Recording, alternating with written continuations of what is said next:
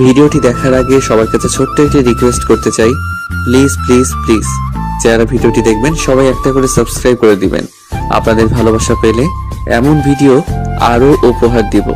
ভিডিওগুলো বানাতে অনেক কষ্ট হয়, আমি জানি। ভিডিওটি অনেক মানুষই দেখবেন, প্লিজ একটা করে সাবস্ক্রাইব করে দিবেন। সবাইকে পুরো গল্পটি দেখার জন্য অনুরোধ রইল। হুট করে বিয়ে বাড়ির মাঝখান থেকে রিয়াদ ভাই আমায় কোলে তুলে নিয়ে হাঁটা শুরু করলো। আচমকা এমনটা হতে আমি ঘাবড়ে গিয়ে ভাইয়া শার্টের হাতা খামচে ধরে নিলাম। কিছু বলতে যাব তার আগে ভাইয়া ধমক দিয়ে বলে উঠল, একটা কথাও বলবি না তানজু, চুপ একদম। ব্যাস, ভাইয়ের একটা কথায় পুরো চুপ হয়ে গেলাম আমি। উপস্থিত সবাই অবাক চোখে তাকিয়ে আছে আমাদের দিকে। সেদিকে ভাইয়ার কোনো হুঁশ নেই, সে তার মতো হাঁটছে। কিছুক্ষণ আগে আজকে আমার কাজিন আফরিনাপুর গায়ে হলুদ, তাই সব কাজিনরা মিলে ঠিক করেছি সবাই একসাথে শাড়ি পরবো। কিন্তু শাড়ি কন্ট্রোল করা কি একটুখানি ব্যাপার? তার উপর উঁচু হিল পরেছি, সব মিলিয়ে পায়ের অবস্থা যা ইচ্ছে তাই হয়ে গেছে। একটু আগে হাঁটতে গিয়ে ধরাস করে পড়ে যাই আমি। দেন পায়ের অবস্থা এতটা খারাপ হয়ে গেছে যে উঠে হাঁটতেও পারছি না। এমন সময় হুট করে রিয়াদ ভাই এসে কোলে তুলে নিয়ে হাঁটা শুরু করলো আমায়। বর্তমানে লজ্জায় মাথা খারাপ হয়ে যাচ্ছে আমার। ইস, কি বিশ্রী একটা ব্যাপার। রিয়াদ ভাই আমায় কোলে তুলে নিয়ে রুমে এসে বিছানায় বসিয়ে দিল। আমি কিছু বলবো তার আগেই বলে উঠলো, তোকে চুপ করে থাকতে বলেছি না? আমি চুপ। কি আশ্চর্য, আমায় কিছু বলতেই দিচ্ছে না। ভাইয়ের রুমের ভেতরে থাকা ড্রয়ার থেকে স্যাভলন আর মলম নিয়ে আসলো। তারপর নিচে বসে আমার পায়ে হাত দিতেই বলে উঠলাম, ভাইয়া এগুলো কি করছো? তোকে চুপ করে থাকতে বলেছি আমি।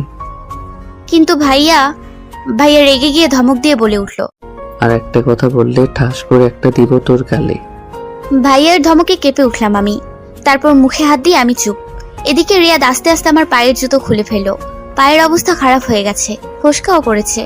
ভাইয়া সেগুলো দেখে রেগে বলে উঠলো, যেগুলো পড়তে পারিস না সেগুলো পড়িস কেন? আসলে রুহিতিশা বলেছিল। চুপ কর তুই, ওরা বললেই তোকে পড়তে হবে নাকি? কি অবস্থা করেছিস পায়ের? রিয়াদ স্যাভলন দিয়ে আগে জায়গাটা পরিষ্কার করে মলম লাগিয়ে দিল আমার পায়ে। প্রচন্ড জ্বলছে পা, তারপরও কিছু বলতে পারছি না। এভাবে কিছুক্ষণ পর ভাইয়া বলে, আজকে আর নিচে যাওয়ার দরকার নেই তোর। মামুনিকে বলে তোর খাবার রুমে দিয়ে যেতে বলবো। খেয়ে দে, চুপচাপ ঘুমিয়ে থাকবি। যদি এই রুম থেকে বাহিরে বের হতে দেখছি তাহলে তোর একদিন কি আমার একদিন। বলেই হন হন করে রুম থেকে বেরিয়ে গেল ভাইয়া। আর আমি মন খারাপ করে চুপ করে বসে থাকলাম। অবশ্যই গায়ে হলুদের অনুষ্ঠান প্রায় শেষের দিকে। এমন সময় রুমে ঢুকলো রুহি আর দিশা। আমার অবস্থা দেখে বলে উঠলো তারা, এখন কেমন আছিস তুই? এই তো আছি, দেখিস না, সব তোদের জন্য হয়েছে। যাক বাবা, আমরা কি করলাম? তোরা কি করলি মানে? তোদের জন্যই তো উঁচু হিল পরে এখন এই অবস্থা আমার। দুজনে আমার পায়ের দিকে তাকিয়ে কাদো কাদো লুক নিয়ে বলে উঠলো, সরি। হইছে, তোদের আর নাটক করতে হবে না। কি? আমরা নাটক করছি? না, তোরা তো মজা করছিলি বলেই তিনজন একসাথে হেসে দিলাম। তারপর একে একে তিনজনে ফ্রেশ হয়ে নিলাম। এমন সময় আম্মু খাবার হাতে নিয়ে রুমে আসলো। আমাদের তিনজনকে একসাথে দেখে বলে উঠলো, তিন শয়তান তাহলে একসাথে আছিস? আম্মুর কথা শুনে রুহি বলে উঠলো, হাসলো আম্মু। তারপর আমার সামনে খাবারের প্লেট রেখে বলে উঠলো, এগুলো খেয়ে ঘুমিয়ে থাক। রিয়াদ বলল পায়ে নাকি ব্যথা পেয়েছিস। এই রে, এখন হাজারটা বকাবকি করবে রে। কি দরকার ছিল আম্মুর কাছে বলা? একটু নিচু আওয়াজে বলে উঠলাম আম্মুকে, একটু আম্মু। চোখ কোথায় থাকে তোর? চোখ কি মাথার পেছনে নিয়ে হাঁটিস? কানা মেয়ে কোথাকার। এমন আরো 500 বকাঝকা করে চলে গেল আম্মু। এদিকে আমি চুপচাপ শুধু আম্মুর কথা শুনে গেলাম, কিছু বললাম না, কারণ এখন কিছু বলা মানে আরো বকাঝকা শোনা। এভাবেই রুমে বসে রাতটা কাটলো। পরের দিন সকালে সূর্যের আলোতে ঘুম ভাঙলো আমার। পাশে রুহি আর তিশার সাথে আফরিন আপুও ঘুমিয়ে আছে চুপটি করে। আস্তে আস্তে বিছানা ছেড়ে উঠলাম আমি। পায়ের অবস্থা আগের চেয়ে অনেকটাই ভালো এখন। আস্তে আস্তে ওয়াশরুমে চলে গেলাম আমি। তারপর ফ্রেশ হয়ে বের হতেই সবার ঘুম ভাঙলো। সবাই বিছানায় একসাথে বসে আছে। সবাইকে একসাথে বসে থাকতে দেখে বলে উঠলাম আমি, গুড মর্নিং। আমার কথা শুনে সবাই আমার দিকে তাকিয়ে বলে উঠলো, গুড মর্নিং। আজকে আফরিন আপুর বিয়ে। পুরো বাড়ি খুব সুন্দর করে সাজানো হয়েছে। আফরিন আপু আজকে খুব খুশি, তার ভালোবাসার মানুষ শায়ানের সাথে বিয়ে হবে। আফরিন আপু আর রিয়াদ ভাইয়া হলো আপন ভাই বোন। রিয়াদ ভাইয়ের থেকে 1 বছরের বড় আফরিন আপু, কিন্তু বলতে গেলে 1 সমানই। আফরিন আপু আর শায়ান ভাইয়ের সম্পর্কের কথা রিয়াদ ভাইয়া বলেছিল খালামণি আর খালুর কাছে। তারপর সবাই মিলে শায়ান ভাইয়ের ফ্যামিলির সাথে কথা বলে রাজি হয়ে যায়। সবাই খুব খুশি বিষয়টায়। আজকে আফরিন আপুকে খুব সুন্দর করে কোণে সাজানো হয়েছে। আমরা তিনজনও খুব সুন্দর করে সেজেছি। তিনজনে লেহেঙ্গা পরেছি, এক একজনের চুল এক এক স্টাইলে বাঁধা। সুষ্ঠুভাবে আফরিন আপুর বিয়ে হয়ে গেল। এখন বিদায়ের পালা।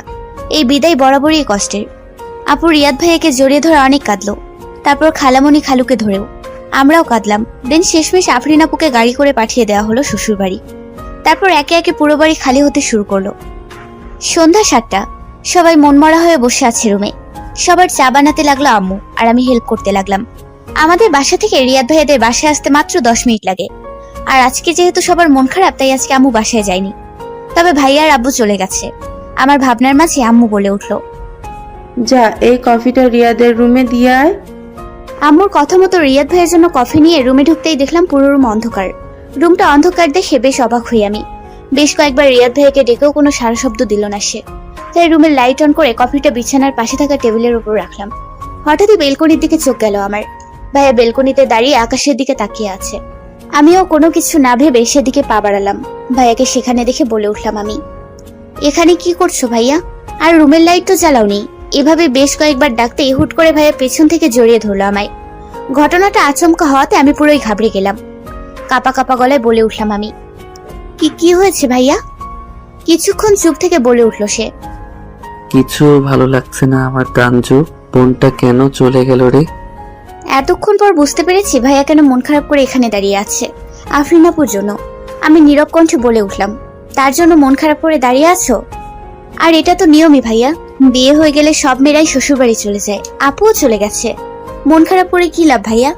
তোমার জন্য কফি এনেছি, খেয়ে নাও। বিনিময়ে ভাইয়া কোনো উত্তর দিল না। আমাকে শক্ত করে জড়িয়ে ধরে দাঁড়িয়ে আছে সে। এদিকে আমার অবস্থা শেষ। শ্বাসকষ্ট শুরু হয়ে যাচ্ছে। পুরো শরীর থরথর করে কাঁপছে আমার। আমার কাঁপাকাঁপি বুঝতে পেরে রিয়াদ ভাইয়া বলে উঠল, এত নড়ছিস কেন? সোজা হয়ে দাঁড়িয়ে থাকতে পারিস না? রিয়াদ ভাইয়ের মুখে এমন কথা শুনে অবাক হলাম আমি। মনে মনে ভাবলাম আমি, এটা বলার ছিল নাকি? বলা তো উচিত ছিল সরি। কিছুক্ষণ পর বলে উঠলাম আমি, ইয়ে মানে ভাইয়া, কফি ঠান্ডা হয়ে যাচ্ছে তো। এতক্ষণ পর রিয়াদ তার ভাবনা থেকে বেরিয়ে আসলো। এতক্ষণ পর তার মনে পড়লো সে যে কাউকে জড়িয়ে ধরে আছে। হুট করে রিয়াদ ছেড়ে দেয় তানজুকে। কিছু না বলে রুমে ঢুকে যায় সে। এদিকে আচমকা রিয়াদ ভাই আমায় ছেড়ে দিতেই জোরে জোরে শ্বাস ফেলতে শুরু করলাম আমি। আর কিছুক্ষণ এভাবে থাকলে আমি তো হার্ট অ্যাটাক করতাম। এখনো বুক ধড়ফড় করছে। রাতে সবাই একসাথে ডিনার করে যে যার রুমে গিয়ে ঘুমিয়ে পড়লো। আজকে আমি, রুহি আর তিশা একসাথে আছি। কাল বাদে পরশু আফরিনাপুর বৌভাত। উফ, কি মজা হবে। এসব ভাবতে ভাবতে আর আফরিনাপুকে মিস করতে করতে ঘুমিয়ে পড়লাম আমরা তিনজন। মাঝখানে কাটলো একদিন। আজকে আমরা সবাই মিলে আফরিনাপুর বৌভাতে যাব। সকাল থেকে সবাই বিভিন্ন কাজে ব্যস্ত আছে, সাথে আমরাও। তিনজন মিলে ঠিক করেছি আজকে গাউন পরবো। বেলা 11টা বেজে 2 মিনিট। সবাই তৈরি হতে ব্যস্ত। কিছুক্ষণের মধ্যে সবাই মিলে বাড়ি থেকে বের হবো আফরিনাপুর শ্বশুরবাড়ি যাওয়ার উদ্দেশ্যে। আয়নার সামনে দাঁড়িয়ে এখনো তৈরি হচ্ছে রুহি আর তিশা। আমার সাজা শেষ। হালকা মতো মেকআপ আর ভারী গাউন, চুলগুলো খুলে চোখে কাজল আর আইলাইনার দিয়ে। ওরাও সেম ভাবে সেজেছে। একই তো গরম, তার উপর বেশি মেকআপ করলে ঘেমে অবস্থা খারাপ হয়ে যাবে। তাই হালকা মেকআপ করেই সেজেছি আমরা। এমন সময় খালামণি, রিয়াদ ভাইয়ের আম্মু রুমে আসলো। আমাদের দিকে তাকিয়ে বলে উঠলো, কি হলো তোদের? খালামণি, আমরা তৈরি, চলো। খালামণি আমাদের তিনজনের দিকে তাকিয়ে বলল, তোদের তিনজনকেই খুব সুন্দর লাগছে। খালামণির কথা শুনে আমরা তিনজন একসাথে মুচকি হেসে বললাম, থ্যাংক ইউ খালামণি। তবে যাই বলো, আমাদের থেকে কিন্তু তোমায় বেশি সুন্দর লাগছে। খালু তো তোমায় দেখলে আর চোখই ফেরাতে পারবে না। খালামণি আমার কথা শুনে আমার মাথায় একটা চাটি মেরে বলল, বেশি পেকে গেছিস না? হাসলাম তিনজন। এমন সময় রুহি বলে উঠল, খালামণি, তুমি যদি থাকো রাজি, আমরা তাহলে আবার ডাকি কাজী। রুহির কথা শুনে খালামণি হেসে বলল, আর সেই কাজই দেখে তোদের খালু যে আমায় কি করবে? কি আর করবে খালামণি? কথার মাঝখানে খালামণি বলে উঠল, হইছে, আর বক বক করা লাগবে না, দেরি হয়ে যাচ্ছে, চল তাড়াতাড়ি। আমরা আর কথা না বাড়িয়ে চুপচাপ চলে আসলাম নিচে। নিচে নামতেই দেখলাম সবাই তৈরি হয়ে দাঁড়িয়ে আছে। হয়তো এতক্ষণ আমাদের অপেক্ষাই করছিল। আদিল ভাইয়ারাও আছে, শুধু নেই রিয়াদ ভাইয়া। আর দিহান ভাইয়া গেল কোথায়? ছোট্ট একটা কথা বলি, তিশা আর আদিল দুইজন ভাই বোন, আমার মেজো খালামণির ছেলে মেয়ে। আর রুহি হলো রিয়াদ ভাইয়ের ফুফাতো বোন। আর আমরা তিনজনই একসাথে অনার্স ফার্স্ট ইয়ারে পড়ি।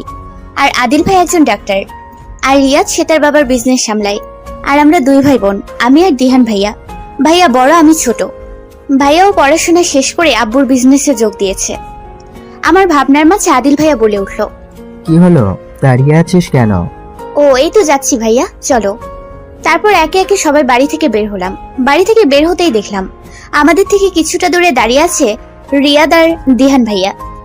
রিয়াদ ভাইয়ের পরনে ব্ল্যাক শার্ট, ব্ল্যাক জিন্স, হাতে ব্ল্যাক ওয়াচ, চুলগুলো সুন্দর করে সাজানো। এক কথায় বলতে গেলে অসম্ভব সুন্দর লাগছে তাকে। বাড়ি থেকে মোট 3টে গাড়ি বের করা হয়েছে। একটাই আব্বু আম্মু আর রিয়াদ ভাইয়ের আব্বু আম্মু আর রুহির আব্বু আম্মু, আর একটা আরো কিছু আত্মীয় স্বজন, আর লাস্ট গাড়িতে আমরা সবাই। সব গাড়ি একে একে চলতে শুরু করলো।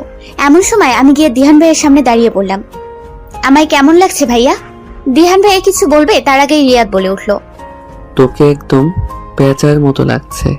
রিয়াদ ভাইয়ের কথা শুনে সবাই হেসে দিল। আমি রেগে বলে উঠলাম, কি? এমন সময় আদিল ভাইয়া বলে উঠলো, ওর কথা কানে নিস না, তাঞ্জু তোকে খুব সুন্দর লাগছে। আদিল ভাইয়ের কথা শুনে মুচকি হেসে বললাম আমি, থ্যাংক ইউ ভাইয়া। যা, তোরা কেউ ভালো না, শুধু আদিল ভাইয়া ভালো। তারপর আর কথা না বাড়িয়ে সবাই মিলে উঠে পড়লাম গাড়িতে। আমি, রিয়াদ, আদিল, দিহান, রুহি, তিশা। ড্রাইভ করছে রিয়াদ ভাইয়া। ফুরফুরে আলোতে আর সুন্দর পরিবেশের মাঝখানে সবাই মিলে গল্প করতে করতে যাচ্ছি আমরা। আর একজন গাড়ির সামনের আয়নার দিকে তাকিয়ে রাগে চলছে, কারণ আদিলের সাথে তাঞ্জু অতিরিক্ত হাসাহাসি করে কথা বলছে, যেটা মোটেও রিয়াদের সহ্য হচ্ছে না। আচমকা আমার হাত ধরে টেনে নিয়ে যাচ্ছে রিয়াদ ভাইয়া, আর তার এমন কাজে আমি অবাক হয়ে বলে উঠলাম, কোথায় যাচ্ছি ভাইয়া? রিয়াদ চুপ। কি হলো ভাইয়া, কথা বলছো না কেন? এদিকে রিয়াদ রাগে গজগজ করে সামনের দিকে হাঁটছে। এতক্ষণ নিজেরা কন্ট্রোল করতে পারলো, এখন মোটেও পারছে না সে। কতক্ষণ তাঞ্জুকে না বকলে তার শান্তি হবে না। কতক্ষণ আগে আমরা আফরিনাপুর শ্বশুরবাড়ি এসে পৌঁছালাম। সবাই মিলে একসাথে আফরিনাপুর শ্বশুরবাড়ির ভেতরে ঢুকছিলাম। এমন সময় পেছন থেকে হুট করে রিয়াদ ভাইয়া হাত ধরে টেনে নিয়ে উল্টো দিকে হাঁটা ধরলো। আরে ভাইয়া, ওদিকে কোথায় যাচ্ছ? সবাই চলে যাচ্ছে তো। হুট করে কথা বলে উঠলাম আমি। এদিকে রিয়াদ আমার কথা শুনে বলে উঠলো, আজকে তোর একদিন কি আমার একদিন। ভাইয়ার মুখে এমন কথা শুনে ভয়ে ঘাবড়ে গিয়ে বললাম আমি, এসব কি বলছো? আমি কি করেছি? তুই কি করেছিস? বলেই সবার আড়ালে একটা গাছের সাথে চেপে ধরলো ভাইয়া। আর আমি তার কাছে ভয়ে ঘাবড়ে গেলাম। কাপা কাপা গলায় বলে উঠলাম, বিশ্বাস করো ভাইয়া, আমি কিছু করিনি। কিছু করার সুযোগই পেলাম কই? এতক্ষণ তো আমরা গাড়িতেই ছিলাম, তাহলে কি করেছি আমি?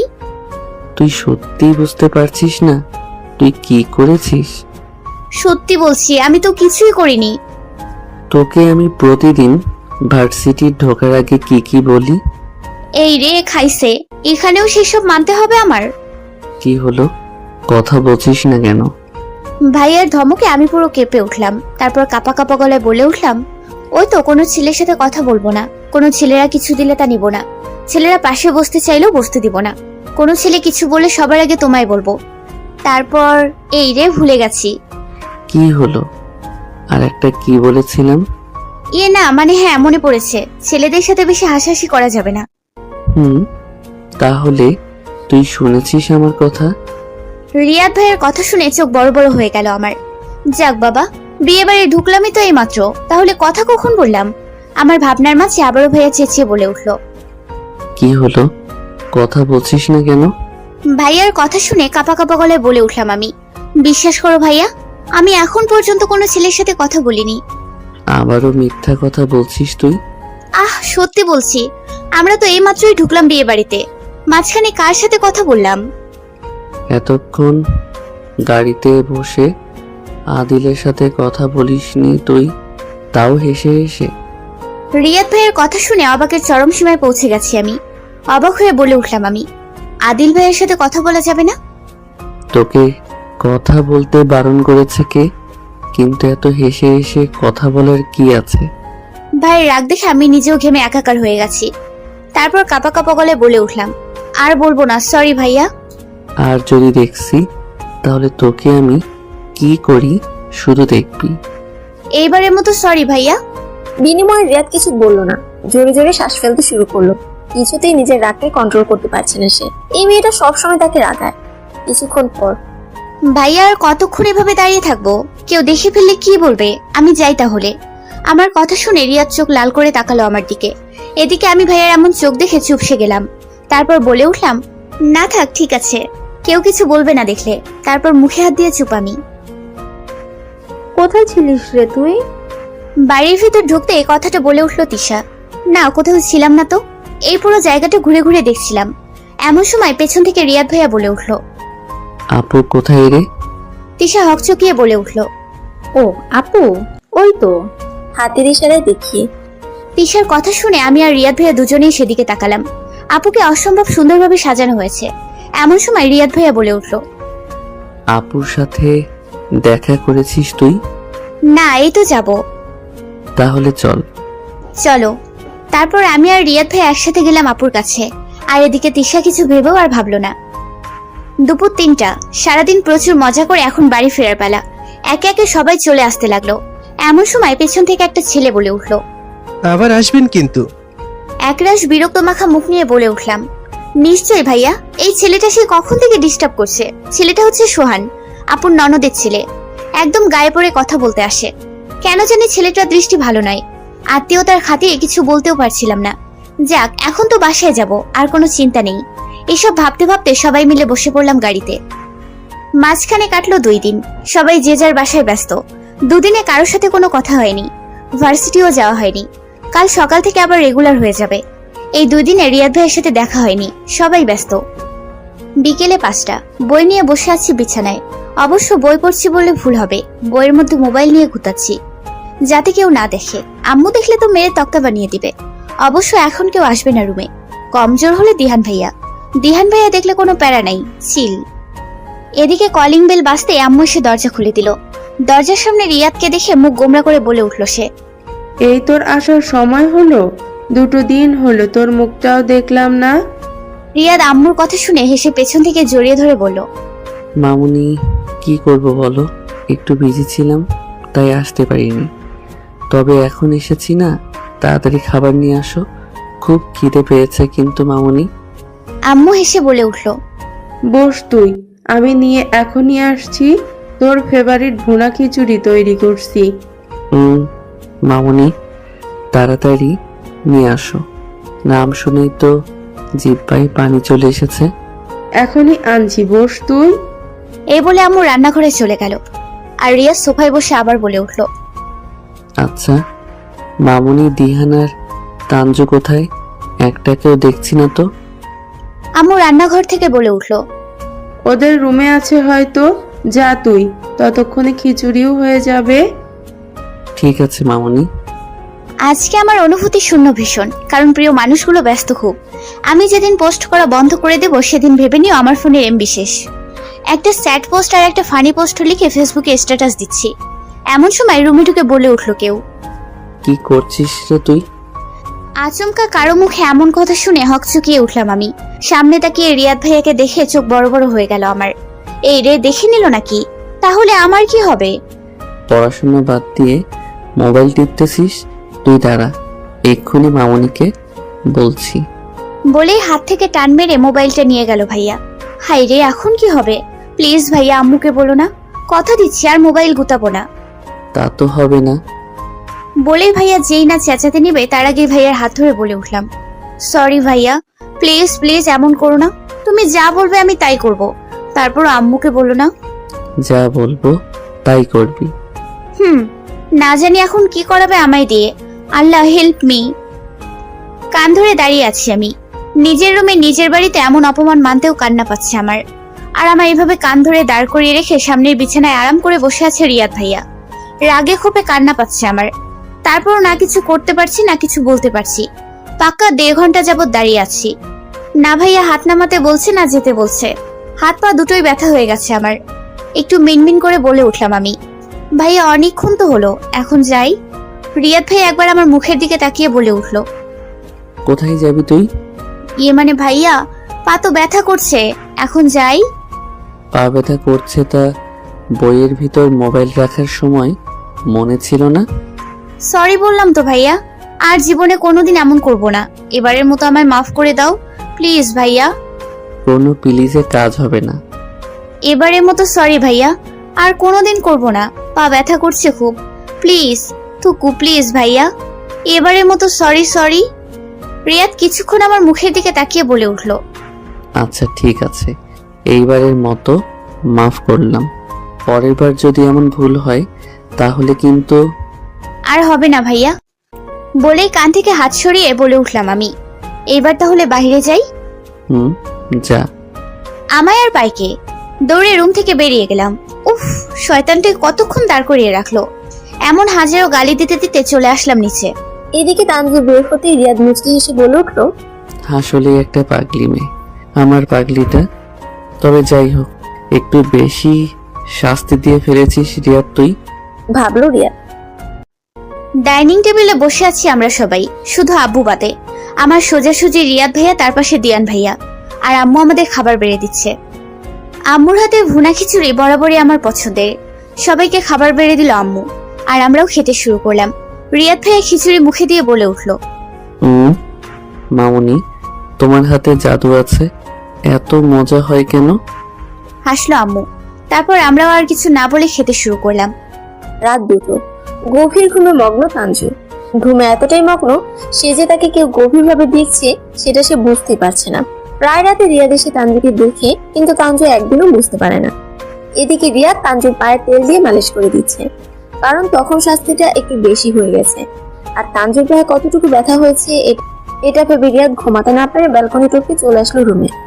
গভীরভাবে তাকিয়ে আছে রিয়াদ তানজুর মুখের দিকে। মায়াবী চোখ প্রিয়সী তোমার চোখের নেশায় যে দিনে দিনে তোমার প্রতি পাগল করে দিচ্ছে আমায়। মায়াবী চোখ, গোলাপি ঠোঁট, সব কিছুতেই যে আকৃষ্ট আমি প্রিয়সী। খুব বেশি সময় নিব না প্রিয়সী, কোনো এক বৃষ্টি মাখা রোদ্দুর দিনে তোমায় বলে ফেলবো প্রিয়সী, তোমায় কতটা ভালোবাসি আমি। আনমনে কথাগুলো বলে মুচকি হাসলো রিয়াদ। কিছুক্ষণ পর রিয়াদ তানজুর গায়ের একটা পাতলা কাঁথা মুড়ি দিয়ে যেই চলে আসতে নেবে, সাথে সাথে তানজু ঘুমের ঘরে রিয়াদের গলা জড়িয়ে ধরে ফেললো। তানজুর কাজে রিয়াদ প্রথমে ঘাবড়ে গেল, পরক্ষণে আবার নিজেকে সামনে নিয়ে আসতে তানজুর কানের কাছে মুখ নিয়ে বলে উঠলো সে, প্রিয়সী, এত কাছে নিয়ে আসলে নিজেকে সামলে রাখা যে খুব ভয়ঙ্কর কাজ হয়ে দাঁড়াবে। রিয়াদের কথা শুনে তানজু ঘুমের ঘরে বলে উঠলো, এত জ্বালাও কেন তুমি আমায়? সারাদিনে হয় না, এখন ঘুমের মাঝে স্বপ্নের ঘরে এসে জ্বালাচ্ছ আমায়। আমি ঘুমাবো, আমায় জ্বালিও না। আর তুমি কেন বোঝো না, আমিও তোমায়। এতটুকু বলে থেমে যায় তানজু। আর কিছু না বলেই আরো শক্ত করে রিয়াদকে জড়িয়ে ধরে ঘুমিয়ে পড়লো তানজু। আর এদিকে রিয়াদ তানজু বিড়বিড় করা বুঝতে পেরে হাসলো, তবে কিছু বললো না। বেশ কিছুক্ষণ এভাবে থেকে আস্তে আস্তে রিয়াদ তানজুকে ছাড়িয়ে একবার তানজুর মুখের দিকে তাকিয়ে মুচকি হেসে বলল, আমি না জ্বালালে কে জ্বালাবে তোমায় প্রিয়সী? বলেই আর 2 মিনিট দাঁড়ালো না রিয়াদ, যেভাবে এসেছিল সেভাবেই চলে গেল। সূর্যের আলোতে ঘুম ভাঙলো আমার। বিছানায় উঠে বসলাম আমি। হঠাৎই আনমনে হেসে উঠলাম আমি। স্বপ্নে এসেও জ্বালাও তুমি ভাইয়া, এটা কেমন? কবে যে তুমি বুঝবে আমি তোমায় ভালোবাসি? তোমার রাগ, তোমার কেয়ার সবকিছুই ভালো লাগে আমার। কিন্তু সাহস করে কোনোদিন কি বলা হবে? হয়তো হবে, হয়তো না। তুমি যদি আমায় ভালো না বাসো তখন? এসব ভেবে বিছানা থেকে উঠে বসলাম আমি। স্বপ্নটা সুন্দর ছিল, তোমায় জড়িয়ে ধরে ঘুমিয়েছিলাম আমি। উফ, যদি এই স্বপ্নটা সত্যি হতো। আনমনে হাসলাম আমি। সত্যি পাগল হয়ে যাব আমি। ভার্সিটির করিডোরে দাঁড়িয়ে আছি আমি। বাইরে বৃষ্টি হচ্ছে। এই অসময়ে বৃষ্টি একদম পছন্দ হচ্ছে না। আজকে ভার্সিটিতে আসাটাই বড় ভুল ছিল। একবার শুধু রুহি আর তিশাকে হাতের কাছে পাই, দুটোকে ঠাসিয়ে কয়টা দিব। আজকে ভার্সিটি আসবে না আমায় বলবে না? শয়তান দুইটাই বলেনি। রাগে গা জ্বলে যাচ্ছে আমার। তার উপরে বৃষ্টি। এখন আমি বাসায় কেমনে যাবো? কিছুক্ষণ পর বৃষ্টির বেগ এখনো কমেনি। রিয়াদ ভাইয়াও আজকে আসবে না। কালকে বলেছিল আজকে আসতে পারবে না। দিহান ভাইয়াও আসবে না। দূর চাই, এখন কি করি? এসব ভেবে বৃষ্টির মাঝ দিয়ে দৌড়ে চলে আসলাম আমি। চারপাশ অন্ধকার হয়ে গেছে, তার সাথে আকাশে বিদ্যুৎ চমকাচ্ছে। প্রচুর বেগে এখন ভয় করছে। দ্রুত বেগে দৌড়াতে লাগলাম আমি। আশেপাশে তেমন কোনো মানুষজনও নেই, না পাচ্ছি রিক্সা। এদিকে আকাশের অবস্থাও ধীরে ধীরে খারাপ হয়ে যাচ্ছে। এখন কি করব? এসব ভেবে দৌড়াচ্ছি আমি। ভিজে একাকার হয়ে গেছি আমি। এমন সময় হঠাৎ বৃষ্টির মধ্যে মাঝ রাস্তায় জড়িয়ে ধরে দাঁড়িয়ে আছে রিয়াদ ভাইয়া। আচমকা এমনটা হতে আমি পুরো চমকে দাঁড়িয়ে আছি। কি হলো, কেন হলো, সবকিছু যেন মাথার উপর দিয়ে গেল। কয়েক মুহূর্ত আগে বৃষ্টির মধ্যে দৌড়াচ্ছিলাম আমি। হঠাৎ কোথা থেকে রিয়াদ ভাইয়া এসে হুট করে জড়িয়ে ধরলো। খুব শক্ত করে জড়িয়ে ধরে দাঁড়িয়ে আছে রিয়াদ ভাইয়া। মনে হচ্ছে ছেড়ে দিলে আমি পালিয়ে যাব। একটু ভয়ে আমিও ছিলাম। এই মুহূর্তে সব ভয় চলে গেছে। আমি নিজেকে শান্ত করে হুট করে বলে উঠলাম, কি হয়েছে ভাইয়া? বিনিময়ে রিয়াদ ভাইয়া কিছু বলল না। কিছুক্ষণ পর ভাইয়া আমায় ছেড়ে দিয়ে বলে উঠলো, বৃষ্টি পড়ছে, আকাশে বিদ্যুৎ চমকাচ্ছে, তুই চোখে দেখিস না? এইভাবে দৌড়াচ্ছিলি কেন? আসলে ভাইয়া একটু ভয় পেয়ে গেছিলাম, তাই আর কি। ভাইয়া রেগে গিয়ে বলে উঠলো, ঠাটি একটা কানের নিচে দিব। ভয় পাচ্ছিলি তাহলে ভার্সিটি থেকে বেরিয়েছিস কেন? আসলে ভাইয়া অনেক দেরি হয়ে গেছে, তার উপর ভার্সিটিতেও তেমন কেউ ছিল না, তাই। তাই একা একা বেরিয়ে পড়েছিস? আমায় একটা ফোন করতে পারতি না? তুমি তো বলেছিলে বিজি থাকবে আজকে, তাই তো। তানজুর কথা শুনে রিয়াদ নিজের উপর নিজেই রেগে গেল। কেন বলেছিল সে? এবার রিয়াদের জড়িয়ে ধরার কারণটা বলা যায়। রিয়াদের অফিসের কাজ প্রায় শেষ করে বের হবে এমন সময় তানজুর আম্মু ফোন করে বলে তানজু এখনো বাড়ি ফেরেনি। আম্মুর কথা শুনে রিয়াদ রীতিমতো অবাক হয়। পরক্ষণেই আম্মুকে চিন্তা করতে না বলে ফোনটা কেটে দেয়। এদিকে আকাশের অবস্থা খুব খারাপ। তুমুল বেগে বৃষ্টি হচ্ছে, সাথে আকাশে বিদ্যুৎ চমকাচ্ছে। রিয়াদ এটাও জানে তানজু আকাশে বিদ্যুৎ চমকানোতে ভয় পায়, এতে সেও একটু ঘাবড়ে যায়। দ্রুত গতিতে রিয়াদ গাড়ি চালাচ্ছিল। এমন সময় দূর থেকে তানজুকে দৌড়াতে দেখে ভয় পায় রিয়াদ। পরে আর কি, দৌড়ে গিয়ে তানজুকে জড়িয়ে ধরে সে, কারণ সে বুঝতে পেরেছে তানজু ভয় পেয়েছে। রিয়াদের ভাবনার মাঝে তানজু বলে উঠলো, বলছিলাম কি ভাইয়া, আর কতক্ষণ বৃষ্টির মধ্যে দাঁড়িয়ে থাকবো?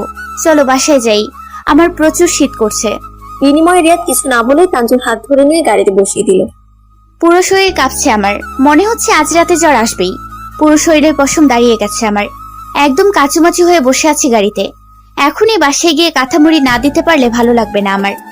এদিকে রিয়াদ বুঝে গেছে তানজুর প্রচুর শীত করছে। হুট করে রিয়াদ গাড়ি থামিয়ে দেয়। আচমকা ভাইয়া গাড়ি থামিয়ে দেয়াতে অবাক হলাম আমি।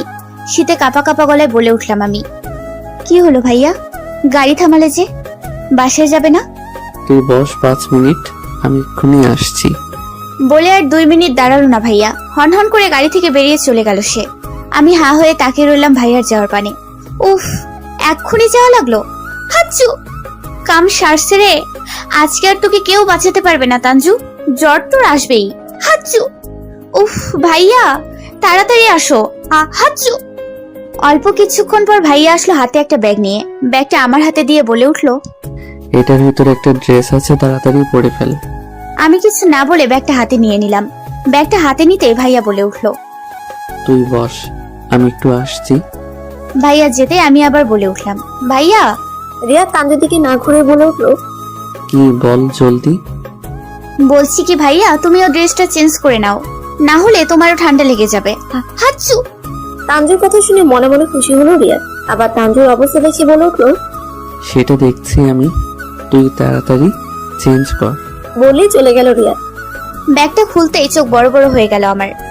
খুব সুন্দর একটা সাদা রঙের চুড়িদার, দেখতে অসম্ভব সুন্দর। এটা আমার, ভাবতেই খুশি লাগছে খুব।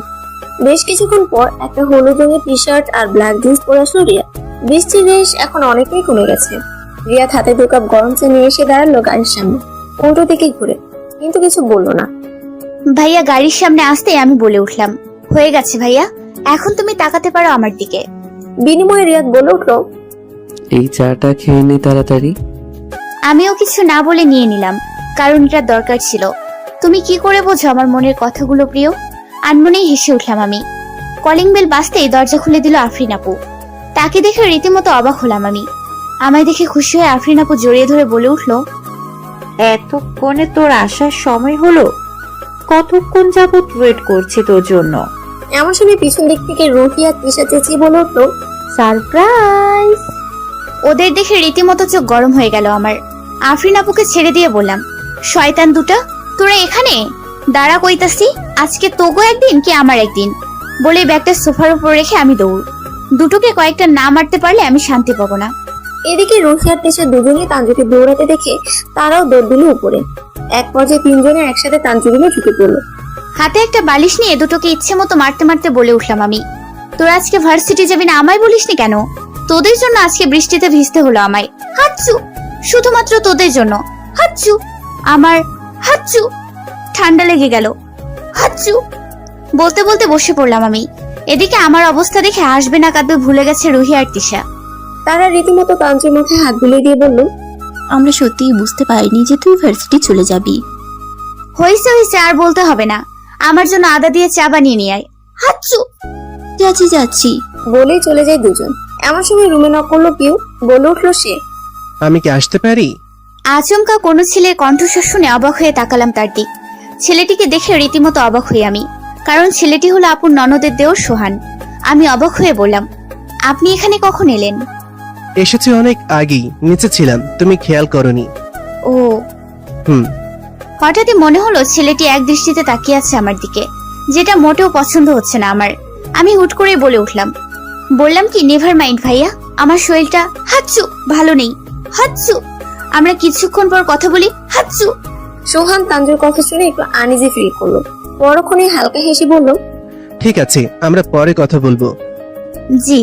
সোহান দরজা পর্যন্ত গিয়ে আবার ঘুরে বলে উঠল, কিছু মনে না করলে একটা কথা বলি। আচমকা সোহানের মুখে এমন কথা শুনে বলে উঠলাম আমি, জি বলুন ভাইয়া। তোমায় এই সাদা রঙের চুড়িদারে অসম্ভব সুন্দর লাগছে। সোহানের মুখে এমন কথা শুনে হালকা হেসে বলে উঠলাম আমি, থ্যাংক ইউ ভাইয়া। হাচ্চু।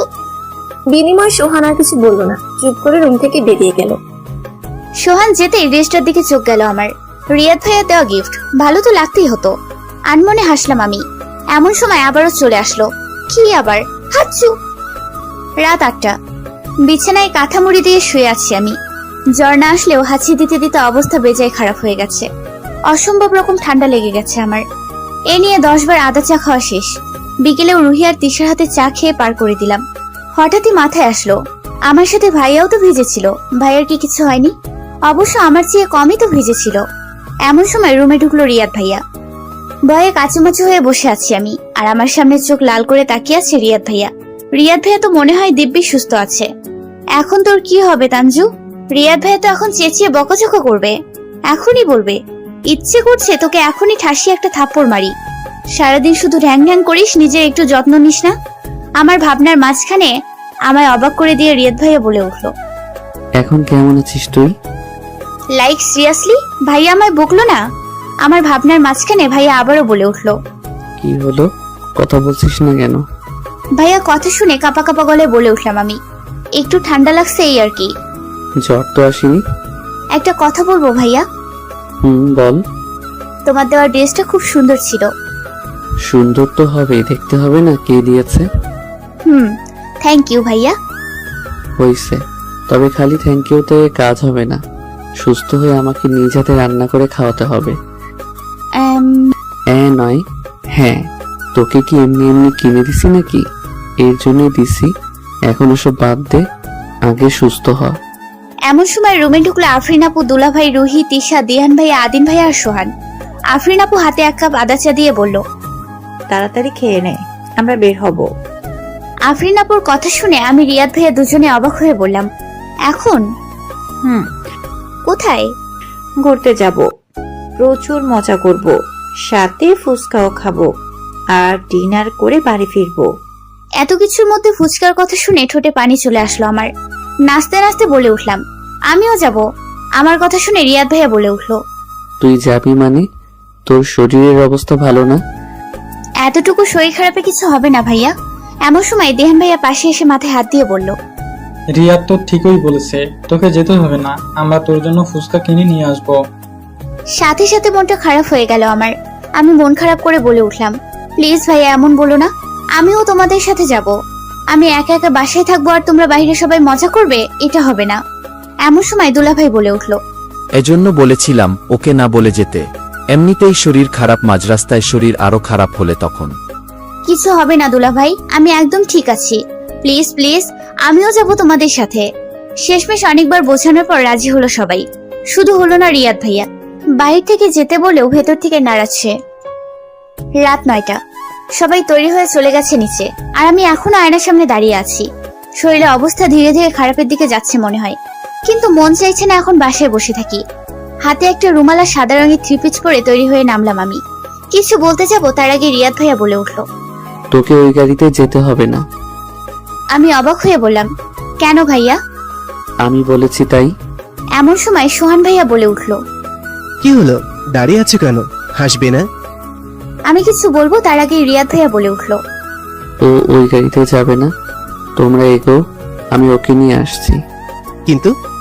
কোনো কিন্তু নয়, এত গাদাগাদিতে ওর যেতে অসুবিধা হবে, তার সাথে ওর শরীরও ভালো নেই।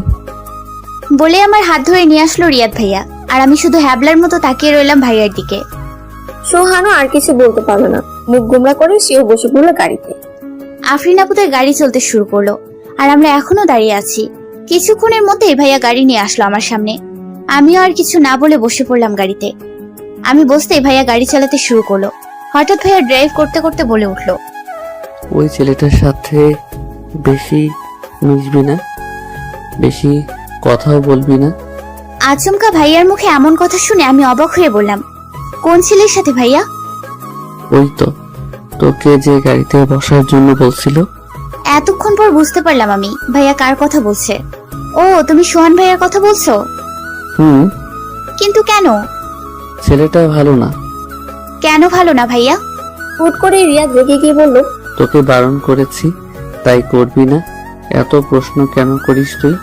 হুট করে ভাইয়া রেগে যাওয়াতে আমি পুরো কেঁপে উঠলাম। সাথে সাথে কাঁপা কাঁপা গলায় বলে উঠলাম, ঠিক আছে ভাইয়া, বলবো না। এতে রেগে যাওয়ার কি আছে? বিনিময়ে রিয়াদ ভাইয়া কিছু বলল না, নিজের ড্রাইভিং এ মনোযোগ দিল। হঠাৎই শরীরের তাপমাত্রা বেড়ে যেতে শুরু করলো আমার। জানালা থেকে বয়ে আসা হালকা বাতাসে অসম্ভব শীত করছে আমার। চোখ জ্বলছে, আমি বুঝে গেছি আমার জ্বর আসতে চলেছে। এই মুহূর্তে মনে হচ্ছে না আসাটাই ভালো ছিল হয়তো। ক্লান্ত লাগছে খুব। গাড়ির জানালার পাশে মাথা হেলিয়ে দিলাম আমি। আর ভালো লাগছে না, কিন্তু এখন কি করব? ভাইয়াকে কিছু বললেও তো রেগে যাবে। এর জন্যই বলে অতি লোভে তাঁতি নষ্ট। বেশি বুঝলে যা হয় আর কি। গায়ে থাকা ওড়নাটা পুরো গায়ে জড়িয়ে নিলাম আমি। অসম্ভবভাবে শীত করছে আমার। এদিকে রিয়াদ তানজুর এমন কাজ দেখে বলে উঠল, কি করছিস তুই? শরীর ঠিক আছে তো? ভাইয়ার কথায় হকচকিয়ে উঠলাম আমি। এখন কি করে বলবো যে আমি ঠিক নেই? সত্যি বলে প্রচুর বকবে, মিথ্যে বলতেও তো ইচ্ছে করছে না। একরাশ অনিচ্ছা থাকা সত্ত্বেও বলে উঠলাম আমি, কিছু হয়নি ভাইয়া, আমি ঠিক আছি। রিয়াদ কিছুটা সন্দেহ নজরে তাকিয়ে বলে উঠল, সত্যি বলছিস তুই? একদম সত্যি বলছি। রিয়াদ আর কিছু বলল না। এদিকে আমার অবস্থা শেষ, শরীরে জ্বর এসেছে অসম্ভব। জানালায় হেলান দিয়ে চোখ বন্ধ করে নিলাম আমি। বেশ কিছুক্ষণ পর রিয়াদদের গাড়ি এসে থামলো একটা বড় রেস্টুরেন্টের সামনে। রিয়াদ গাড়ি থামিয়ে বলে উঠল, বের হ, আমরা চলে এসেছি। বিনিময়ে কোনো উত্তর দিল না। তানজু প্রথমবার শুনতে না পেয়ে রিয়াদ আবারও বলে উঠল, কি হলো, শুনতে পাচ্ছিস না? এবারও উত্তর দিল না তানজু। এবার রিয়াদ কিছুটা অবাক হলো, এতবার ডাকছি উঠছে না কেন? রিয়াদ কোনো কিছু না ভেবে তানজুর হাত স্পর্শ করলো। সাথে সাথে রিয়াদ চমকে উঠল। পুরো শরীর গরম হয়ে গেছে তানজুর। রিয়াদ তানজুর কপালে হাত দিতেই বুঝে গেছে তানজুর অসম্ভব রকম জ্বর এসেছে। রিয়াদ কিছুক্ষণ ভেবে ফোনটা হাতে নিল। রেস্টুরেন্টের ভেতরে গোল হয়ে টেবিলে বসে আছে সবাই। আফরিন আপু, সায়ান, দুলাভাই, রুহি, তিশা, আদিল, দিহান আর সোহানো। তারা এখানে এসেছে অনেকক্ষণ হলো, কিন্তু রিয়াদ আর তানজু এখনো এসে পৌঁছায়নি তাদের মাঝে। এমন সময় আফরিন আপু বলে উঠলো, ওরা এখনো আসছে না কেন? মনে হয় আমাদের খুঁজে পাচ্ছে না। বলতে না বলতে ফোন বাজলো দিহানের। দিহান ফোনটা হাতে নিয়ে বলে উঠল, এই তো রিয়াদ ফোন করেছে, দাঁড়া। দেখ। দিহান কল রিসিভ করে বলে উঠল, কই তোরা? ওপাশ থেকে রিয়াদের কথা শুনে দিহান চিন্তিত গলায় বলে উঠল, কিভাবে হলো? এই জন্যই বলেছিলাম ওকে না আসতে। দিহানের মুখে এমন কথা শুনে সবাই একটু ঘাবড়ে গেল। দিহান আবারও বলে উঠল, ঠিক আছে, তুই ওকে নিয়ে বাসায় যা। এতটুকু বলেই ফোনটা কেটে দিল দিহান। দিহান ফোন রাখতেই রোহিত চিন্তিত স্বরে বলে উঠল, কি হয়েছে দিহান ভাইয়া, ওরা আসবে না? না, আসবে না। তানজুর প্রচন্ড জ্বর এসেছে, তাই রিয়াদ ওকে নিয়ে বাসায় যাচ্ছে। এখন কেমন আছে তানজু? বলতো ঠিক আছে, আমাদের চিন্তা করতে বারণ করেছে।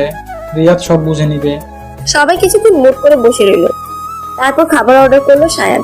এদিকে রিয়াদ রেস্টুরেন্টের সামনে থেকে আবার গাড়ি ঘুরে বের করলো বাড়ি ফেরার উদ্দেশ্যে। রিয়াদ তানজুকে নিজের সাথে মিশিয়ে নিল যাতে ওর শীত না করে। তানজু জ্বরের ঘরে রিয়াদকে শক্ত করে জড়িয়ে ধরে ঘুমিয়ে পড়লো।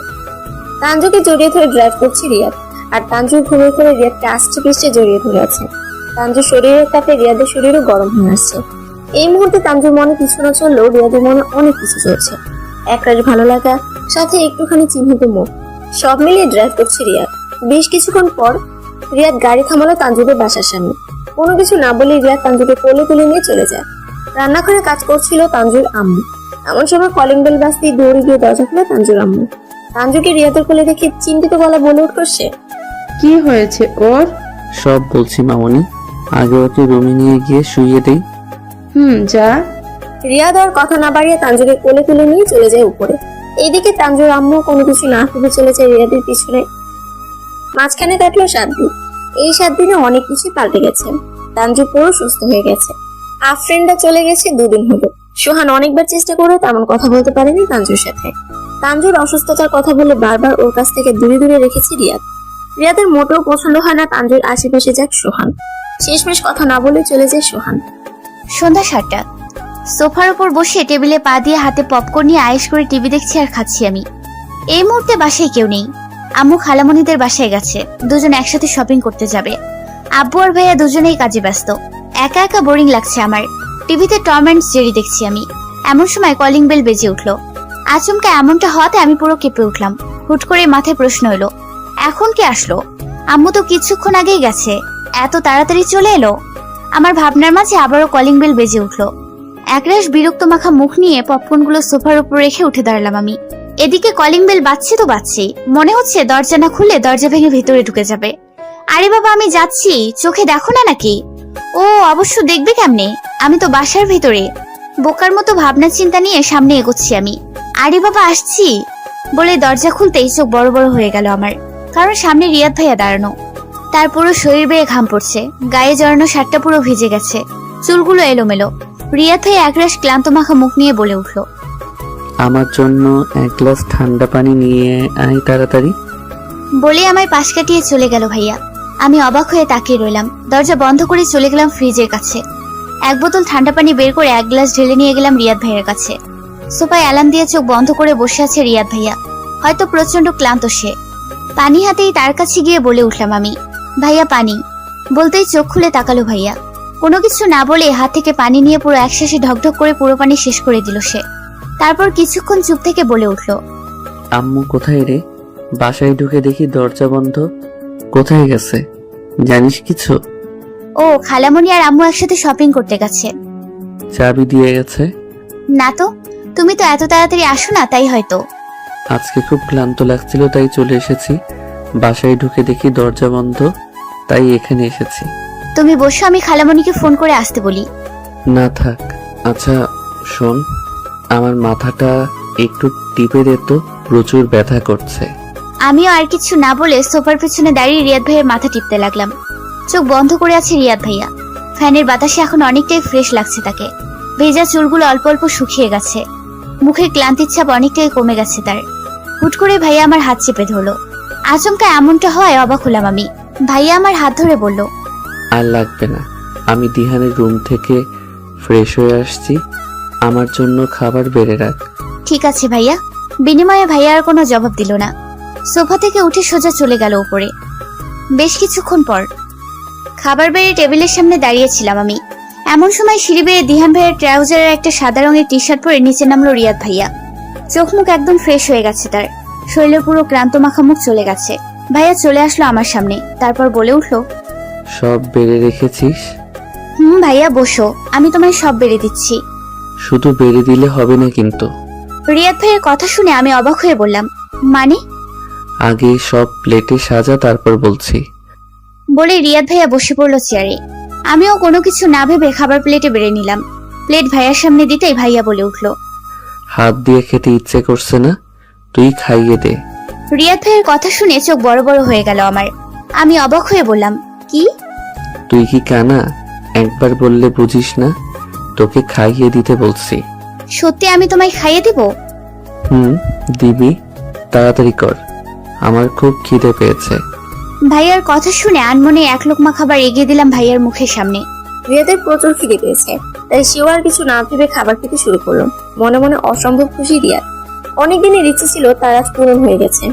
রাত 11টা, বিছানায় বসে আছে রিয়াদ। অদ্ভুত এক ভালো লাগছে তার, মনটা তার আজ ভীষণ ভালো। হাতে গিটারের টুংটাং শব্দ ভেসে আসছে, আনমনে বাজাচ্ছে রিয়াদ। তানজুর ফেসটা বারবার ভেসে আসছে তার সামনে। আনমনে হাসলো রিয়াদ, তারপর বলে উঠল, আমি সত্যি পাগল হয়ে যাব প্রিয়সী। হঠাৎই আকাশে বিদ্যুৎ চমকাচ্ছে, হয়তো বৃষ্টি হবে তুমুল বেগে। রিয়াদ বিছানা থেকে উঠে চলে গেল ব্যালকনির দিকে। আকাশ পুরো কালো হয়ে গেছে, চারপাশে বাতাস বইছে খুব। চোখ বন্ধ করে রিয়াদ জড়ো হওয়ার সাথে বাতাসকে অনুভব করছে, তার সাথে তানজুর ফেসটাকেও কল্পনা করছে সে। বলতে না বলতে বৃষ্টি শুরু হয়ে গেল, তুমুল বেগে বৃষ্টি শুরু হয়ে গেল। রিয়াদ আনমনেই তার ঠোঁট নাড়ালো। এদিকে তানজু, তাড়াতাড়ি বেলকুনি থেকে সব জামা কাপড়গুলো নিয়ে আয়, না হলে সব ভিজে যাবে। এক প্রকার চেঁচিয়ে কথাটা বলে উঠলো তানজুর আম্মু। আর তানজু কানে হেডফোন দিয়ে বিছানায় শুয়ে শুয়ে গান শুনছে। বাহিরে যে কিছু হচ্ছে তা তার কান পর্যন্ত পৌঁছাচ্ছে না। আচমকা শীত করতে শুরু করলো আমার। বেলকনি থেকে ঠান্ডা বাতাস বয়ে এসে পড়লো গায়ে। এমন সময় কারেন্টও চলে গেল। একরাশ বিরক্ত মাখা মুখ নিয়ে কান থেকে হেডফোন খুলে ফেললাম আমি। তারপর যা শুনলাম তার জন্য আমি একদমই প্রস্তুত ছিলাম না। আমার আম্মাজান চেঁচিয়ে চলেছে। লাফ মেরে বিছানা থেকে উঠে দৌড়ে বেলকনিতে চলে গেলাম আমি। জামা কাপড় অর্ধেক ভিজে গেছে। এই রে খাইছে, আম্মাজান একবার দেখলে আজকে তুই শেষ তাইলে। এক প্রকার ঘাবড়ে গিয়ে চটজলদি জামা কাপড় টেনে টুনে নিয়ে আসলাম রুমে। এমন সময় রুমে আসলো আম্মাজান। রুমে ঢুকে বলে উঠলো সে, কি রে, জামা কাপড় ভিজে যাওয়ার আগে এনেছিস তো? আম্মু, একদম শুকনো। ভালো করেছিস। অন্ধকারের রুমে থেকে কি করবি? নিচে আয়। যাও তুমি, আমি আসছি। আম্মু আর কিছু না বলে চলে গেল। আম্মু যেতে একটা নিঃশ্বাস ফেললাম আমি। তারপর একটার উপর আরেকটা জামা কাপড় রেখে দিলাম। হঠাৎই আনমনে চলে গেলাম বেলকনিতে। বাইরে বৃষ্টি হচ্ছে খুব। অটোমেটিক হাত চলে গেল বাহিরে। বৃষ্টির ফোঁটা এসে পড়ছে হাতে। আনমনে বলে উঠলাম আমি, এই মেঘলা দিনে একলা ঘরে থাকে না তো মন, কাছে যাব কবে পাবো ওগো তোমার নিমন্ত্রণ। আর এদিকে রিয়াদ, मुझको बरसात बना लो, एक लंबी रात बना लो, अपने जज्बात बना लो जहां, मुझको अल्फाज बना लो, दिल की आवाज बना लो, गहरा साराज बना लो जहां। ব্যালকনির রেলিং ধরে বৃষ্টিতে ভিজে গানটা গাইছে রিয়াদ। বিছানায় লেপটে শুয়ে আছে রিয়াদ। গভীর ঘুমে মগ্ন সে। এমন সময় ওয়াশরুম থেকে একটা সুন্দর লাল রঙের শাড়ি পরে বের হলো তানজু। অসম্ভব সুন্দর লাগছে তাকে। ভেজা চোখগুলো মুছে তোয়ালে দিয়ে। হাতে লাল কাঁচের চুড়ি শব্দে হালকা নড়ে চড়ে উঠলো রিয়াদ। তানজু তার ভেজা চোখগুলো মুছে মুছে চলে গেল রিয়াদের সামনে। রিয়াদ এখনো ঘুমে মগ্ন। তানজু তার হাত থেকে তোয়ালেটা রাখলো সামনে থাকা টেবিলের উপর। হালকা ঝুঁকি পড়লো তানজু রিয়াদের দিকে। আনমনে মুচকে হাসলো সে। হাতে থাকা চুড়িগুলো রিয়াদের কানের কাছে এনে নাড়ালো তানজু। প্রথমবারে রিয়াদ হালকা নড়লো, কিন্তু উঠলো না। রিয়াদ না ওঠাতে তানজু তার ভেজা চুলগুলো রাখলো রিয়াদের মুখে। ভেজা চুলের গন্ধে আবারও নড়লো রিয়াদ। একরাশ বিরক্ত মাখা মুখ নিয়ে বলে উঠলো সে, বিরক্ত করছো কেন? আমি ঘুমাবো। বিনিময়ে তানজু কোনো উত্তর দিল না। আবারও ভেজা চুলগুলো রিয়াদের সারা মুখে নাড়াতে লাগলো সে। হুট করে রিয়াদ তার চোখ খুলে ফেললো। চেঁচিয়ে বলে উঠলো সে, সমস্যা কি? রিয়াদের কাজে তানজু হেসে বলে উঠলো, আমাকে কেমন লাগছে প্রিয়? চিরচেনা কণ্ঠের আওয়াজ কানে বাজতেই নড়ে চড়ে উঠল রিয়াদ। চোখ খুলে সামনে তানজুকে দেখে অবাক হলো সে। প্রথমবার এমন লোকে দেখছি রিয়াদ তানজুকে। অসম্ভব সুন্দর লাগছে তাকে। এলোমেলো চুলে লাল রঙের শাড়ি, সাথে মুঠো ভর্তি কাচের চুড়ি, চোখে হালকা কাজল, ব্যাস এতটুকুতেই অসম্ভব সুন্দর লাগছে তানজুকে রিয়াদের কাছে। গভীরভাবে তাকিয়েছে রিয়াদ তানজুর দিকে, যেন তার পলকে পড়ছে না। রিয়াদের কান্দে আনমনে হাসলো তানজু। তারপর মুচকি হেসে বলে উঠলো সে, কি হলো, কথা কেন বলছো না প্রিয়? আনমনে রিয়াদ বলে উঠলো, অপূর্ব, তোমায় শাড়িতে এত সুন্দর লাগে জানতাম না তো প্রিয়সী। হাসলো তানজু।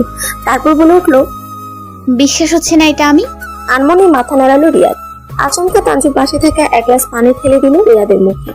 আচমকা ঘুমের ঘরে মুখে পানি পড়াতে লাফ মেরে উঠলো রিয়াদ। ঘুমের রেশ পুরোপুরি কাটেনি তার। মিটমিট করে চোখে তাকালো রিয়াদ সামনে। ওই শালা আর কতক্ষণ ঘুমাবি? কখন থেকে ডাকছি তোকে, কানে কথা যাচ্ছে না? পুরুষ কণ্ঠে কারো কথা শুনে হক চুকিয়ে তাকালো রিয়াদ। সামনে রিহানকে দেখে অবাক সে। আনমনে বলে উঠল সে, তাহলে কি এতক্ষণ স্বপ্ন দেখছিলাম আমি?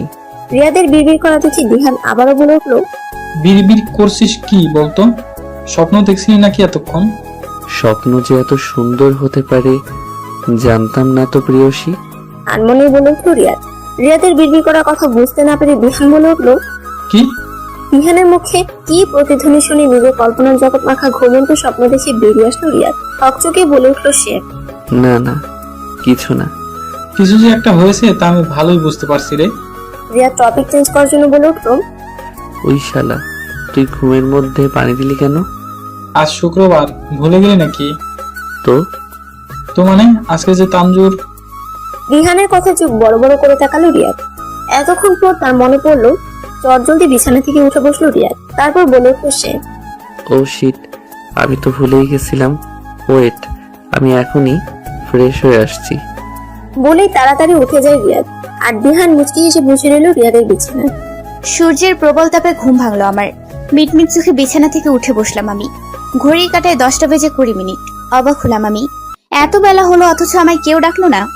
আনমনে নিজেকে নিজে প্রশ্ন করে বিছানা ছেড়ে উঠে সোজা ওয়াশরুমে চলে গেলাম। কিছুক্ষণ পর ফ্রেশ হয়ে নিচে নামলাম। অবাক কাণ্ড, আজকে তো শুক্রবার, অথচ কাউকে দেখছি না কেন। হাঁটতে হাঁটতে চলে গেলাম রান্নাঘরে। আম্মু রান্নাঘরে কাজ করছে। পেছন থেকে আম্মুকে জড়িয়ে ধরে বললাম, গুড মর্নিং মা। বিনিময়ে আম্মু কিছু বলল না, চুপচাপ তার কাজ করতে লাগলো। অবাক হলাম আমি।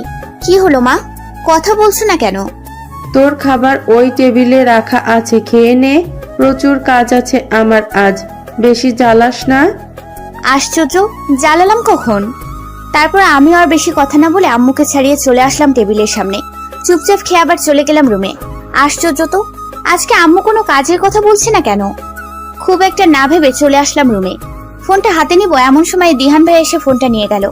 আমি দিহান ভাইয়ের কাজে অবাক হয়ে বলে উঠলাম, কি হলো ভাইয়া, ফোনটা নিয়ে নিলে কেন? একটু ফেসবুকিং করতাম। দিহান ভাইয়ের সোজা কথা, আজকে কোনো ফেসবুকিং করা যাবে না, চুপচাপ রুমে বসে থাক। বলেই ফোনটা হাতে নিয়ে হনহন করে চলে গেল ভাইয়া। আমি শুধু হ্যাবলার মতো দাঁড়িয়ে রইলাম। আশ্চর্য তো, সবাই এমন বিহেভ করছে কেন? একরাশ রাগ নিয়ে হনহন করে বাড়ি থেকে বেরিয়ে গেলাম আমি। উদ্দেশ্য খালামণিদের বাসায় যাব। এবারে কেউ আমায় ভালোবাসে না, সবাই যে যার মতো বিহেভ করছে, আমায় পাত্তা দিচ্ছে না। আমি করেছি কি? এসব ভাবতে ভাবতে হেঁটের আগে গজগজ করতে করতে চলে গেলাম রিয়াদ ভাইদের বাসার সামনে। এমন সময় গাড়ি করে খালামণিদের বাড়ি থেকে বেরিয়ে গেল খালামণি আর খালু। আশ্চর্য, এরা যাচ্ছে কোথায়? কয়েকবার ডাকতেও কোনো সারা শব্দ করলো না খালামণি আর খালু। আমার কথা কি তাহলে তারা শুনতে পায়নি নাকি? ধুর, ভালো লাগে না। আবার মন খারাপ নিয়ে চলে গেলাম বাড়িতে। দিহান, আব্বু আর আম্মু তিনজন কিছু একটা করছিল, আমায় দেখে থেমে গেল। আশ্চর্য, আমি দেখলে কি হবে? বিরক্ত মাখা মুখ নিয়ে চেঁচিয়ে বলে উঠলাম, তোমরা এমন করছো কেন? আমি কি করছি? আমার কথা শুনে দিহান ভাইয়া বলে উঠলো, কি করবি, তুই কিছু করসনি তো। তাহলে তোমরা এমন করছো কেন? আমার কাছ থেকে লুকাচ্ছ কিছু? ধুর পাগলি, কি লুকাবো? সত্যি কিছু লুকাচ্ছ না? আরে না, তুই তোর রুমে যা। সারাদিন শুধু রুমে বসে থাকবো? ফোনটাও নিয়ে গেলে তুমি। আচ্ছা শোন, আমার ল্যাপটপটা নিতে পারিস তুই, তবে একটা শর্ত আছে। কি শর্ত? ফেসবুকিং করা যাবে না। কিন্তু কেন? ফেসবুকে কি আছে? এমন সময় কোথা থেকে রিয়াদ ভাই এসে বলল, অনেক কিছু আছে। আর তুই এখানে কি করছিস? পড়াশোনা নেই নাকি? এখন পড়াশোনা? রুমে যা, আমি আসছি এক্ষুনি। আজকে তোর পড়া ধরবো। এই রে খাইছে, এখন পড়াশোনা? কি হলো, কথা কি কানে যাচ্ছে না? দূর চাই, এর চেয়ে তো ভাইয়া ল্যাপটপটা পেলেই ভালো হতো। বলছিলাম কি ভাইয়া, পড়াশোনা পরে করি, তার চেয়ে ভাইয়ের ল্যাপটপটা নিয়ে সুন্দর একটা মুভি দেখা যাক। আমি কথা দিচ্ছি ফেসবুকে ঢুকবো না। কিন্তু কে শোনে কার কথা? রিয়াদ স্টেট জবাব, না, কোনো মুভি হবে না, পড়াশোনা হবে এখন। একরাশ বিরক্ত মাখা মুখ নিয়ে চলে গেলাম আমি। দূর চাই, ভালো লাগছে না। এদিকে তানজু উপরে যেতেই সবাই হাফ ছেড়ে বাঁচলো। আর একটু হলে ধরা পড়ে যেত সবাই। তারপর তারা আবারও তাদের কাজে ব্যস্ত হয়ে পড়লো। সন্ধ্যা 7টা, রুমের মধ্যে বসে আছি আমি, আর আমার সামনে চেয়ারে বসে আছে রিয়াদ ভাইয়া। তার কথা হলো যতক্ষণ পর্যন্ত পড়া শেষ না হবে ততক্ষণ এই রুম থেকে বের হওয়া যাবে না। দুবার পানি খাওয়ার কথা বলেও বাইরে যেতে পারিনি আমি। দূর চাই, মুখে কলম নিয়ে কামড়াচ্ছি আমি। এমন সময় রিয়াদ ভাইয়া ধমক দিয়ে বলে উঠলো, এটা কি হচ্ছে? আচমকা এমন হওয়াতে হালকা কেঁপে উঠলাম। তারপর আমতা আমতা করে বলে উঠলাম, ইয়ে না, মানে কিছু না। তাহলে কলম কামড়াচ্ছিস কেন? একটা কথা বলবো ভাইয়া? রুম থেকে বের কেন হতে দিচ্ছি না? এটা ছাড়া অন্য কিছু বলার থাকলে বল। ভাবছিলাম তো এটাই বলবো। দূর, আমার ভাবনার মাঝে রিয়াদ ভাইয়া বলে উঠলো, কি হলো বল। না কিছু না বলে আবারও বইয়ের পাতায় মুখ গুজালাম। আচমকা কারেন্ট চলে গেল। হুট করে এমন হওয়াতে আমি বলে উঠলাম, যা, কারেন্ট চলে গেল তো ভাইয়া। দূর, মোবাইলটাও তো নেই যে লাইট জ্বালাবো। এমন সময় হাতে একটা মোমবাতি নিয়ে আসলো রিয়াদ ভাইয়া। তারপর আমার হাতে একটা ব্যাগ দিয়ে বলল, এটা তোর জন্য, এখন দেখার দরকার নেই, পরে দেখিস, আগে চল। আমি গিফটের প্যাকেটটা হাতে নিয়ে অবাক হয়ে বললাম, এটা আমার জন্য, কিন্তু কেন দিচ্ছ? বিনিময়ে রিয়াদ ভাই কিছু বলল না, আমার হাত ধরে নিয়ে গেল নিচে। পুরো রুম অন্ধকার হয়ে আছে। সব অন্ধকার দেখে আমি বলে উঠলাম, আম্মু, আব্বু, ভাইয়া তোমরা কোথায়? আর পুরো রুম এইভাবে অন্ধকার করে রাখছো কেন? কিন্তু ওপাশ থেকে কোনো সারা শব্দ আসলো না। এমন সময় ভাইয়া মোমবাতিও ফু দিয়ে নিভিয়ে দিল। আমি অবাক হয়ে বললাম, এটা কি করলে ভাইয়া? বিনিময়ে ভাইয়া শুধু তার মুখ থেকে একটা আওয়াজ বের করলো, হুশ। হঠাৎই ভাইয়া তার হাতে কড়াতালি দিয়ে দিল। সাথে সাথে পুরো রুম আলোকিত হয়ে গেল। তারপর যা দেখলাম আমি তার জন্য মোটেও প্রস্তুত ছিলাম না। বিছানায় বিভোর হয়ে ঘুমিয়ে আছে তানজু। আর কালকে রাতে সবার দিন সারপ্রাইজের কথা ভাবছে সে। কাল রাতে পুরো বাড়ি সাজানো হয়েছে তানজুদের, পুরো বাড়ি বেলুন দিয়ে সাজানো। তানজু অবাক হয়ে শুধু তাকিয়ে রইল সামনে। এমন সময় আম্মু, আব্বু, খালামুনি, খালু, রিয়াদ ভাইয়া, দিহান ভাইয়া সবাই একটা কেক নিয়ে এসে সামনে দাঁড়ালো তানজু। তারপর বলে, হ্যাপি বার্থডে তানজু। অবাক চোখে তাকিয়ে রইল তানজু। এরপর বলে উঠলো সে, তোমরা আমার জন্য, আমি তো ভাবতেই পারিনি। তানজুর কথা শুনে দিহান বলে উঠলো, এটা তো সারপ্রাইজ বনু, এখন আয় তাড়াতাড়ি কেকটা কাট। তানজু খুশি হয়ে কেক কাটলো। তারপর একে একে সবাইকে খাইয়ে দিল তানজু। হঠাৎই তানজুর আম্মু বলে উঠলো, যা রিয়াদকেও খাইয়ে দিয়ে আয়। কোনো কিছু না ভেবে খুশি হয়ে চলে যায় তানজু রিয়াদের সামনে। তারপর রিয়াদের মুখের সামনে এক পিস কেক দিয়ে বলে, থ্যাংক ইউ ভাইয়া। বিনিময়ে রিয়াদ কিছু বলল না। তানজুর হাত থেকে কেক নিয়ে খেলো সে। তারপর রিয়াদ তানজুকে কেক খাওয়াতে নিল। তানজু খুশি হয়ে হাঁক করলো, কিন্তু রিয়াদ কেক মুখে না দিয়ে গালে লাগিয়ে দিল। আচমকা এমনটা হওয়াতে তানজু পুরো ভাবাচাকা খেয়ে গেল। পরক্ষণে বুঝতে পেরে হালকা রেগে বলে উঠলো সে, এটা কি করলে ভাইয়া? হাসলো রিয়াদ। এমন সময় পিছন থেকে কেক লাগিয়ে দিল দিহান তানজুর গালে। তানজু রেগে বলে উঠলো, দাঁড়াও, তাহলে আমার গালে কেক লাগানো? বলে মুঠো ভর্তি করে হাতে কেক নিয়ে তানজু লাগাতে লাগলো দিহান আর রিয়াদের গালে। তারপর শুরু হলো তিনজনের কেক নিয়ে মারামারি। আর ওদের এমন দৃশ্য দেখে হাসলো আম্মু, আব্বু, খালামুনি আর খালু। চারজনে একসাথে বলে উঠলো, আসলেই পাগল তিনটে। এভাবে কাটলো কিছুক্ষণ। অনেকক্ষণ পর একে একে সবাই তানজুকে গিফট দিতে শুরু করলো। এমন সময় দিহান বলে উঠলো রিয়াদকে, তুই কি দিবি আমার বোনকে? তানজু কিছু বলবে তার আগে রিয়াদ বলে উঠলো, আমি এই বলে পকেট থেকে একটা ললিপপ বের করে বলল, এই যে এটা। সবাই রিয়াদের কাণ্ড দেখে হাসলো। তানজুও হাসলো। এভাবেই কাটলো রাত, অনেক মজা আর আড্ডার মাধ্যমে। হঠাৎই ঘুমের ঘোরে ভাইয়ার দেয়া গিফটের প্যাকেটের কথা মনে পড়লো আমার, আর দেওয়ার সময় বলা কথাটা। এটা তোর জন্য এখন দেখার দরকার নেই, পরে দেখিস, আগে চল। হুট করে ঘুম ভাঙলো আমার। বিছানা থেকে লাফ দিয়ে উঠলাম। কাল রাতে ভাইয়ার দেওয়া গিফটটা দেখতে তো ভুলে গেছি। বিছানা থেকে উঠে সোজা টেবিলের উপর রাখে গিফটের প্যাকেটটা হাতে নিলাম আমি।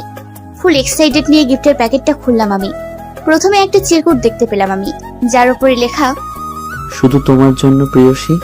আনমনেই হাসলাম আমি। প্যাকেটটা খুলতে অবাক হলাম আমি, কারণ প্যাকেটটার ভিতর অসম্ভব সুন্দর দেখতে লাল শাড়ির সাথে লাল রঙের কাচের চুড়ি, কাজল আর লাল রঙের লিপস্টিক।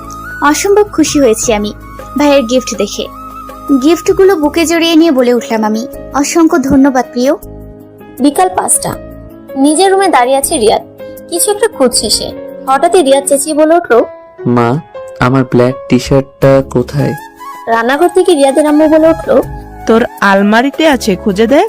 রিয়াদ কিছুক্ষণ দেখি আবার বলে উঠলো, কোথায় মা, পাচ্ছি না তো। একরাশ বিরক্ত মাখা মুখ নিয়ে রিয়াদের আম্মু বলে উঠলো, ভালো মতো খুঁজে দেখ। পাচ্ছি না তো। এমন সময় হাতে ব্ল্যাক টি শার্ট রিয়াদের এগিয়ে দিয়ে বলে উঠলো কেউ। এইটা। রিয়াদ টি শার্টটার দিকে তাকিয়ে বলে উঠলো, এটাই তো। বলে পিছন তাকাতেই অবাক রিয়াদ, কারণ পিছনে অন্য কেউ নয়, রিয়াদের প্রাণ প্রিয় প্রিয়সী তানজু। পরনে তার রিয়াদের দেওয়া সেই শাড়ি, চুড়ি আর চোখে কাজল চুলগুলো খোপা করা, ঠোঁটে লাল লিপস্টিক। একদম ঘুমের ঘরে স্বপ্ন দেখা সেই তানজু। রিয়াদ ভাইয়ের এমন তাকিয়ে থাকা দেখে বলে উঠলাম আমি, কি হলো ভাইয়া, টি শার্টটা নাও। তানজুর মুখের আওয়াজ শুনে রিয়াদ তার ভাবনা থেকে বেরিয়ে এলো। তারপর বলে উঠলো, তারপর তানজুর হাত থেকে টি শার্টটা নিয়ে পরে ফেললো রিয়াদ। হঠাৎই খুশি মনে বলে উঠলাম আমি, ভাইয়া তোমার দেয়া উপহারে কেমন লাগছে আমায়? তানজুর কথা শুনে রিয়াদ তানজুর পা থেকে মাথা পর্যন্ত দেখল। সবই ঠিক আছে, কিন্তু কোথাও একটা মিস্টেক আছে। আনমনে বলে উঠলো রিয়াদ। রিয়াদ ভাইয়ের ভাবনার মাঝে বলে উঠলাম আমি, কি হলো ভাইয়া, কথা বলছো না কেন? হুট করে ভাইয়া সামনে এগোতে লাগলো আমার। আচমকা এমনটা হতে আমি ভয়ে ঘাবড়ে গিয়ে পেছনে এগোতে এগোতে বললাম, কাপা কাপা গলায় বললাম, কি হলো ভাইয়া, এইভাবে এগোচ্ছ কেন? বিনিময়ে রিয়াদ ভাইয়া কোনো উত্তর দিল না। সে তার মতো আমার মুখের দিকে তাকিয়ে থাকতে থাকতে এগোতে লাগলো, আর আমি ঘাবড়ে গিয়ে পেছনে যেতে লাগলাম। এক পর্যায়ে দেয়ালের সাথে লেগে গেলাম আমি। ভয়ে হাত পা ঠান্ডা হয়ে যাচ্ছে আমার। আমি কাপা কাপা গলায় বলে উঠলাম, থাক ভাইয়া, তোমার কিছু বলতে হবে না, আমি যাই। বলে যেই না আসতে যাব, সাথে সাথে ভাইয়া আমার হাত চেপে ধরলো দেয়ালের সাথে। ভাইয়া এমন কাজে সত্যি শকড আমি। ভয়ে গলা শুকিয়ে আসছে আমার। ভয় মাখানো মুখ নিয়ে বলে উঠলাম আমি, কি করছো তুমি ভাইয়া? হুট করেই ঝুঁকে পড়লো রিয়াদ ভাই আমার মুখের সামনে।